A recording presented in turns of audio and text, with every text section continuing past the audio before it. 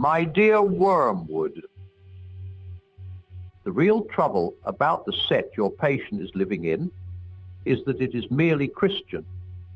They all have individual interests, of course, but the bond remains mere Christianity.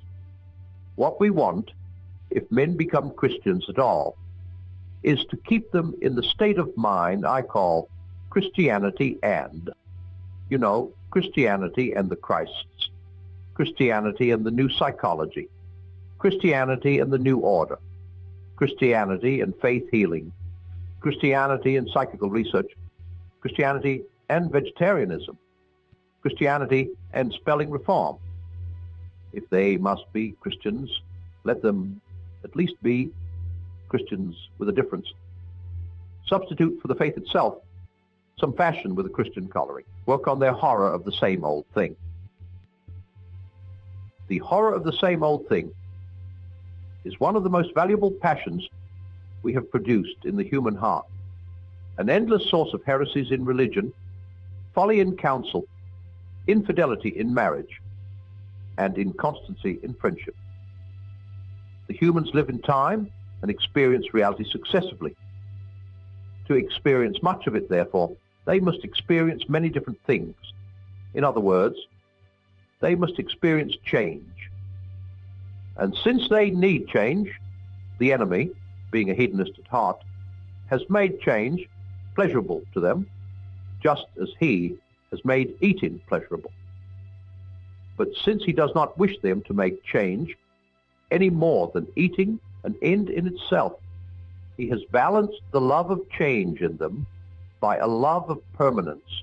He has contrived to gratify both tastes together in the very world he has made by that union of change and permanence, which we call rhythm. He gives them the seasons, each season different, yet every year the same, so that spring is always felt as a novelty, yet always as the recurrence of an immemorial theme. He gives them in his church a spiritual year. They change from a fast to a feast, but it is the same feast as before. Now, just as we pick out and exaggerate the pleasure of eating to produce gluttony, so we pick out this natural pleasantness of change and twist it into a demand for absolute novelty. This demand is entirely our workmanship.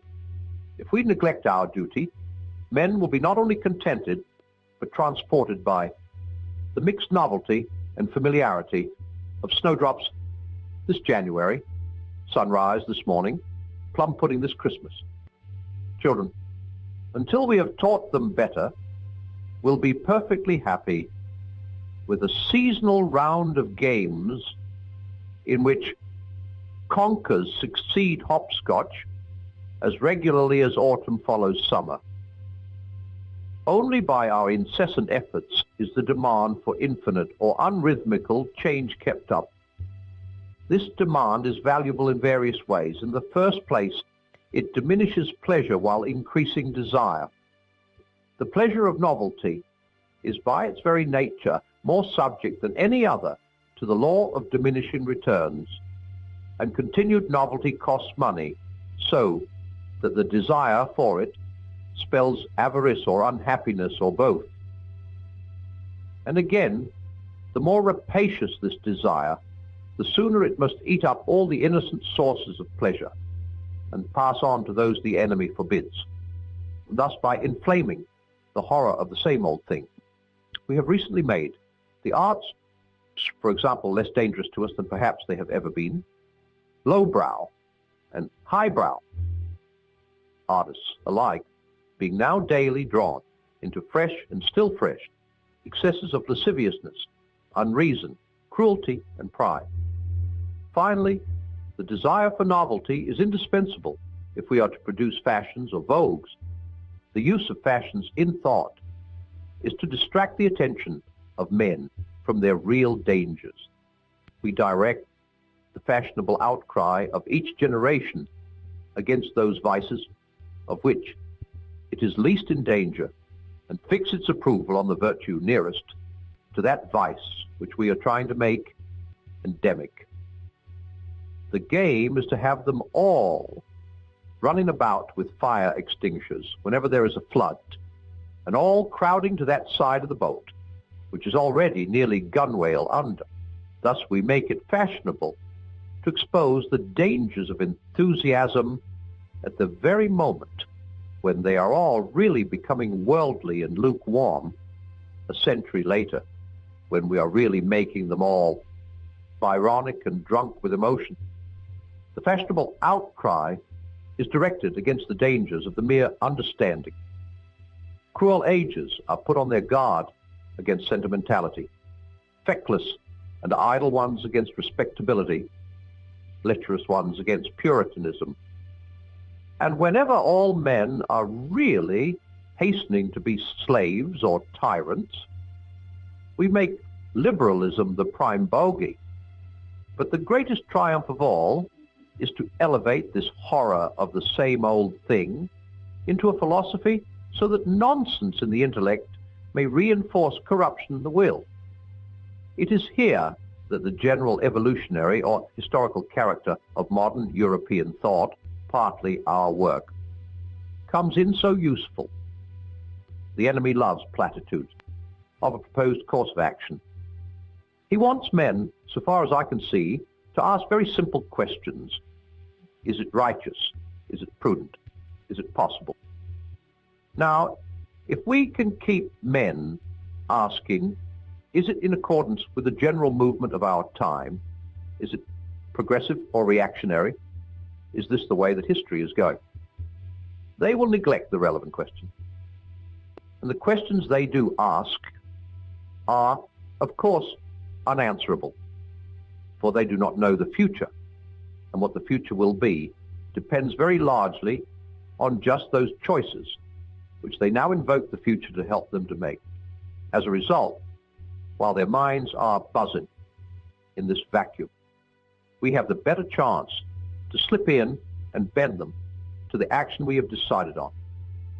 And great work has already been done once they knew that some changes were for the better, and others for the worse, and others again indifferent. We have largely removed this knowledge. For the descriptive adjective unchanged, we have substituted the emotional adjective stagnant. We have trained them to think of the future as a promised land which favored heroes attain, not as something which everyone reaches at the rate of 60 minutes an hour. Whatever he does, whoever he is, your affectionate uncle.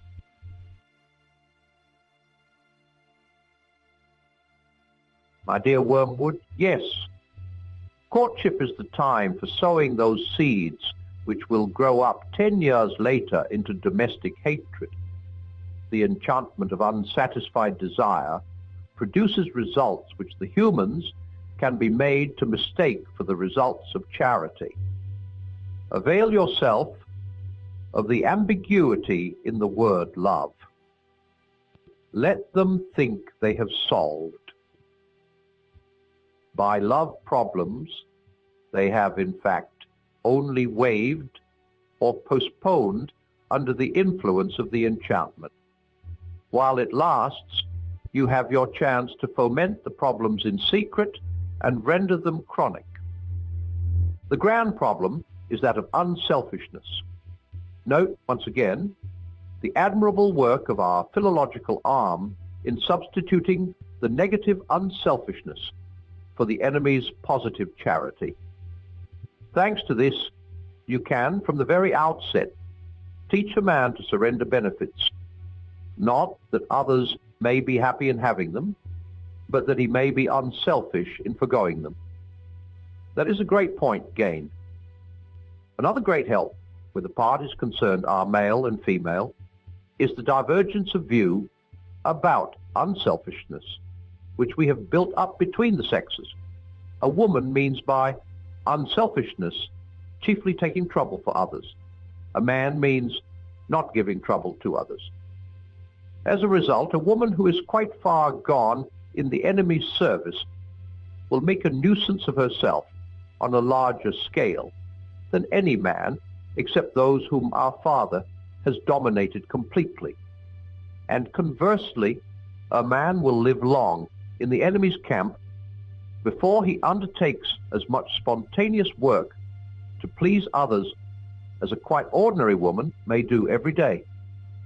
Thus, while the woman thinks of doing good offices and the man of respecting other people's rights, each sex, without any obvious unreason, can and does regard the other as radically selfish. On top of these confusions, you can now introduce a few more. The erotic enchantment produces a mutual complacence in which each is really pleased to give in to the wishes of the other. They also know that the enemy demands of them a degree of charity, which, if attained, would result in similar actions.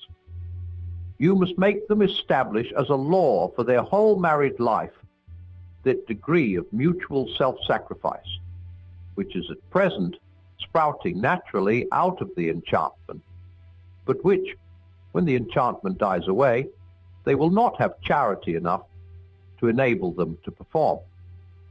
They will not see the trap, since they are under the double blindness of mistaking sexual excitement for charity and of thinking that the excitement will last. When once a sort of official, legal, or nominal unselfishness has been established as a rule for the keeping of which their emotional resources have died away and their spiritual resources have not yet grown, the most delightful results follow. In discussing any joint action, it becomes obligatory that A should argue in favor of B's supposed wishes and against his own, while B does the opposite. It is often impossible to find out either party's real wishes. With luck, they end by doing something that neither wants, while each feels a glow of self-righteousness and harbors a secret claim to preferential treatment for the unselfishness shown and a secret grudge against the other for the ease with which the sacrifice has been accepted. Later on, you can venture on what may be called the generous conflict illusion. This game is best played with more than 2 players, in a family with grown-up children, for example. Something quite trivial, like having tea in the garden, is proposed. One member takes care to make it quite clear, though not in so many words, that he would rather not, but is, of course, prepared to do so out of unselfishness. The others instantly withdraw their proposal, ostensibly through their unselfishness, but really because they don't want to be used as a sort of lay figure on which the first speaker practices petty altruisms. But he is not going to be done out of his debauch of unselfishness either. He insists on doing what the others want. They insist on doing what he wants. Passions are roused. Soon someone is saying, "Very well then, I won't have any tea at all," and a real quarrel ensues with bitter resentment on both sides. You see how it is done? If each side had been frankly contending for its own real wish, they would all have kept within the bounds of reason and courtesy. But just because the contention is reversed and each side is fighting the other side's battle, all the bitterness which really flows from thwarted self-righteousness and obstinacy and the accumulated grudges of the last 10 years is concealed from them by the nominal or official unselfishness of what they are doing, or at least held to be excused by it. Each side is indeed quite alive to the cheap quality of the adversary's unselfishness and of the false position into which he's trying to force them. But each manages to feel blameless and ill-used itself, with no more dishonesty than comes natural to a human. A sensible human once said, If people knew how much ill-feeling unselfishness occasions, it would not be so often recommended from the pulpit. And again, she's the sort of woman who lives for others. You can always tell the others by their hunted expression.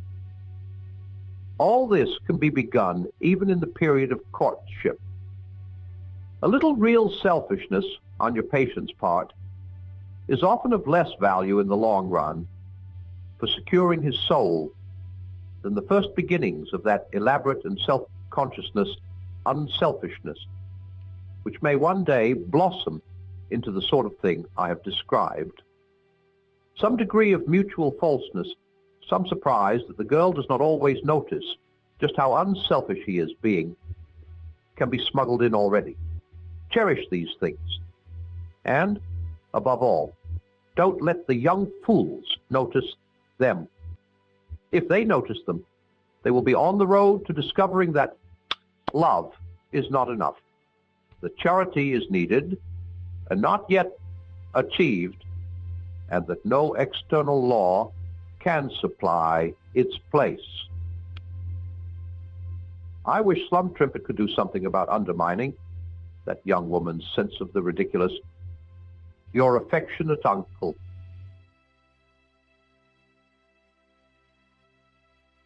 My dear Wormwood, you seem to be doing very little good at present. The use of his love to distract his mind from the enemy is, of course, obvious.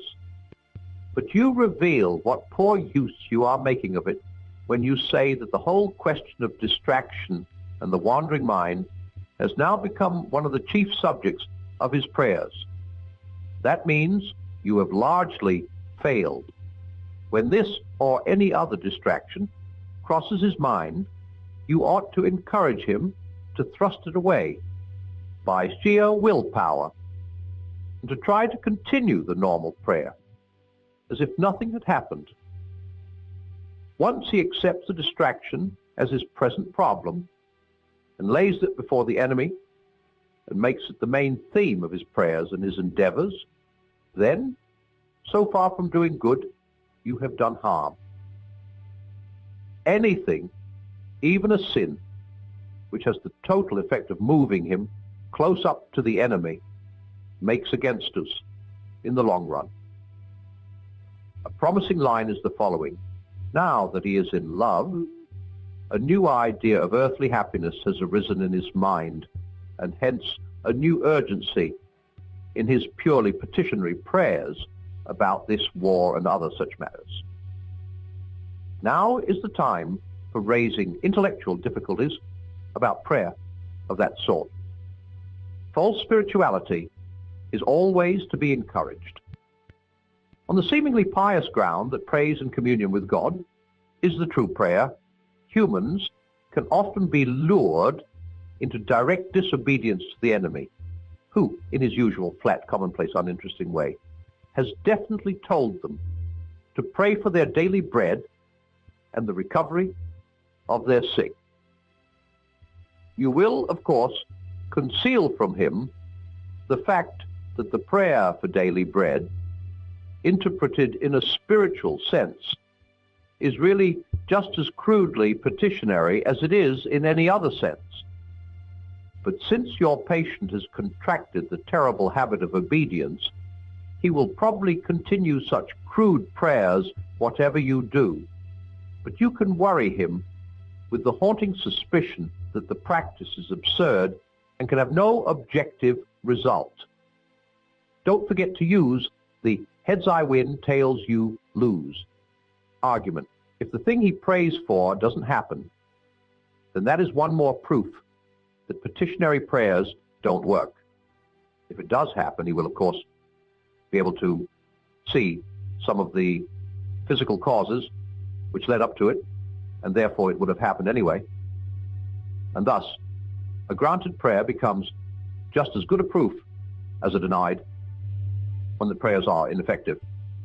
You, being a spirit, will find it difficult to understand how he gets into this confusion, but you must remember that he takes time for an ultimate reality.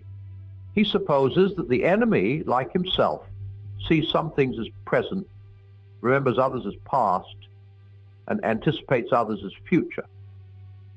Or even if he believes that the enemy does not see things that way, yet, in his heart of hearts, he regards this as a peculiarity of the enemy's mode of perception.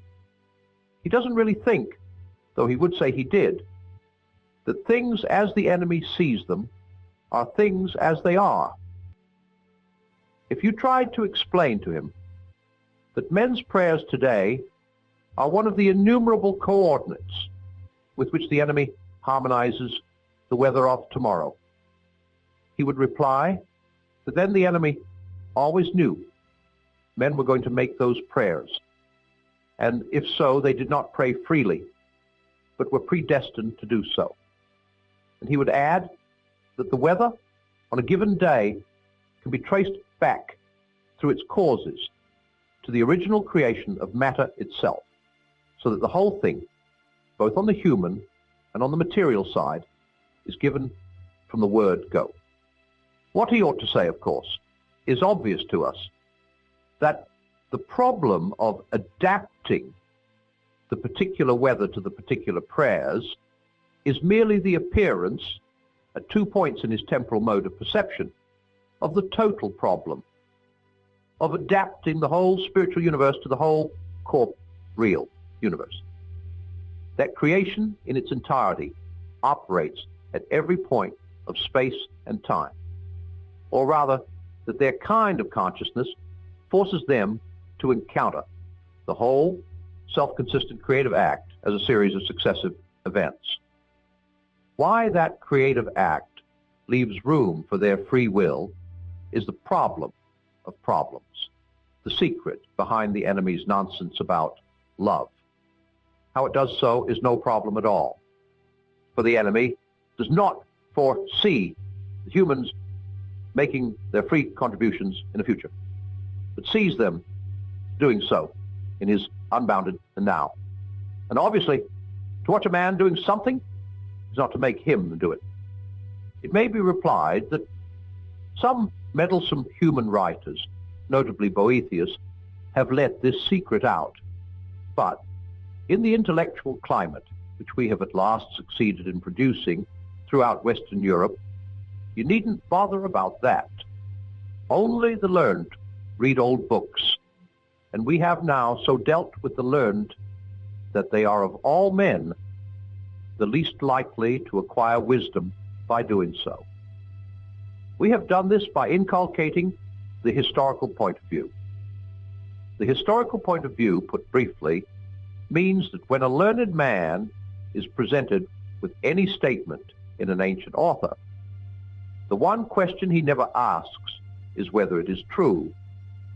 He asks who influenced the ancient writer, and how far the statement is consistent with what he said in other books, and what phase in the writer's development or in the general history of thought it illustrates, and how it affected later writers, and how often it has been misunderstood, especially by the learned man's own colleagues, and what the general course of criticism on it has been for the last 10 years, and what is the present state of the question. To regard the ancient writer as a possible source of knowledge, to anticipate that what he said could possibly modify your thoughts or your behavior, this would be rejected as unutterably simple-minded.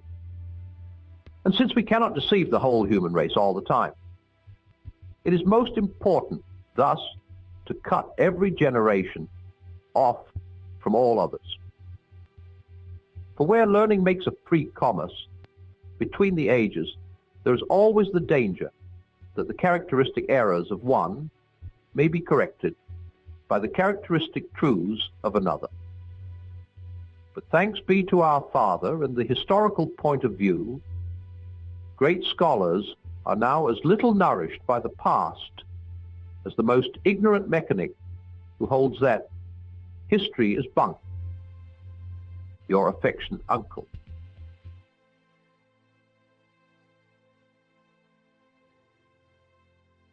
My dear Wormwood, when I told you not to fill your letters with rubbish about the war, I meant, of course, that I did not want to have your rather infantile rhapsodies about the death of men and the destruction of cities, insofar as the war really concerns the spiritual state of the patient. I naturally want full reports, and on this aspect you seem singularly obtuse. Thus you tell me with glee that there is reason to expect heavy air raids on the town where the creature lives. This is a crying example of something I have complained about already, your readiness to forget the main point in your immediate enjoyment of human suffering. Do you not know that bombs kill men? Or do you not realize that the patient's death at this moment is precisely what we want to avoid? He has escaped the worldly friends with whom you tried to entangle him. He has fallen in love with a very Christian woman and is temporarily immune from your attacks on his chastity. And the various methods of corrupting his spiritual life, which we have been trying, are so far unsuccessful. At the present moment, as the full impact of the war draws nearer, and his worldly hopes take a proportionately lower place in his mind, full of his defense work, full of the girl, forced to attend to his neighbors more than he has ever done before, and liking it more than he expected, taken out of himself, as the humans say, and daily increasing in conscious dependence on the enemy, he will almost certainly be lost to us if he is killed tonight. This is so obvious that I'm ashamed to write it. I sometimes wonder if you young fiends are not kept out on temptation, duty too long at a time, if you are not in some danger of becoming infected by the sentiments and values of the humans among whom you work. They, of course, do tend to regard death as the prime evil and survival as the greatest good. But that is because we have taught them to do so. Do not let us be infected by our own propaganda.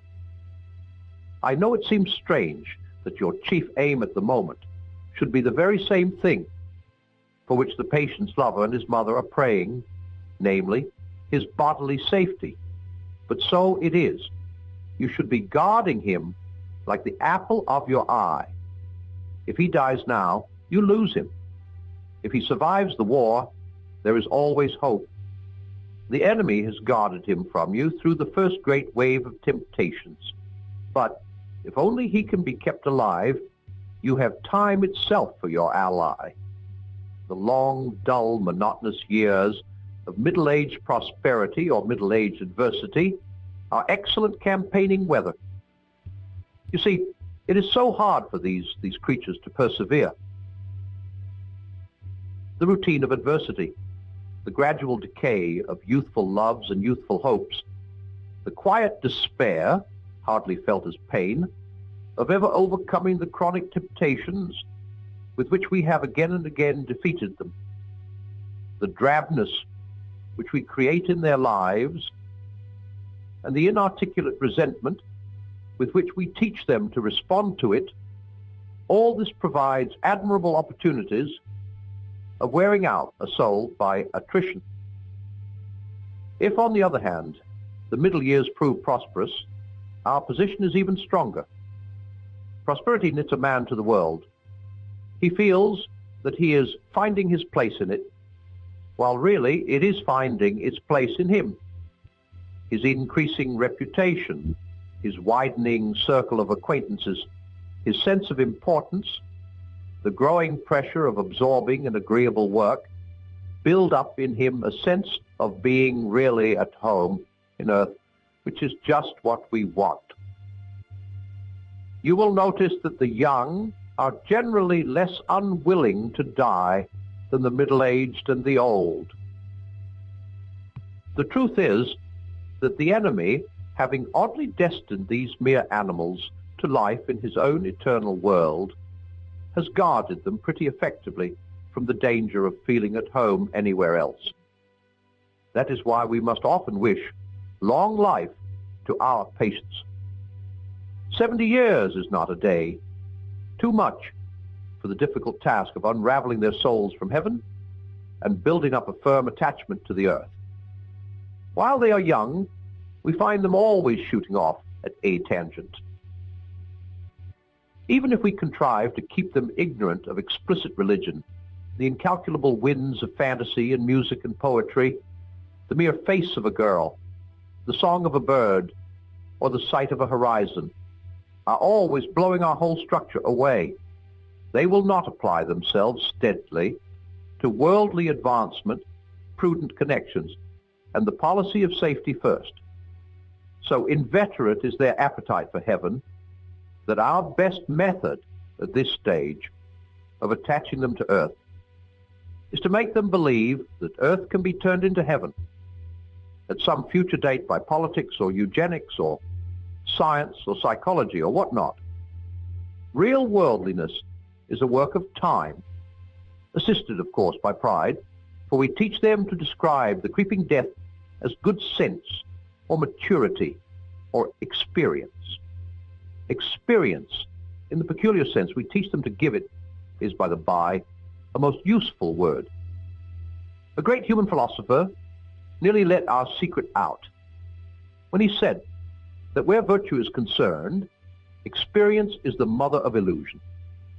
But thanks to a change in fashion, and also, of course, to the historical point of view, we have largely rendered his book innocuous. How valuable time is to us may be gauged by the fact that the enemy allows us so little of it. The majority of the human race dies in infancy. Of the survivors, a good many die in youth. It is obvious that to him whom in birth is important chiefly as the qualification for human deed, and diet solely as the gate to that other kind of life. We are allowed to work only on a selected minority of the race, for what humans call a normal life is the exception. Apparently, he wants some, but only a very few, of the human animals with which he is peopling heaven to have had the experience of resisting us through an earthly life of 60 or 70 years. Well, there is our opportunity. The smaller it is, the better we must use it. Whatever you do, keep your patient as safe as you possibly can. Your affectionate uncle.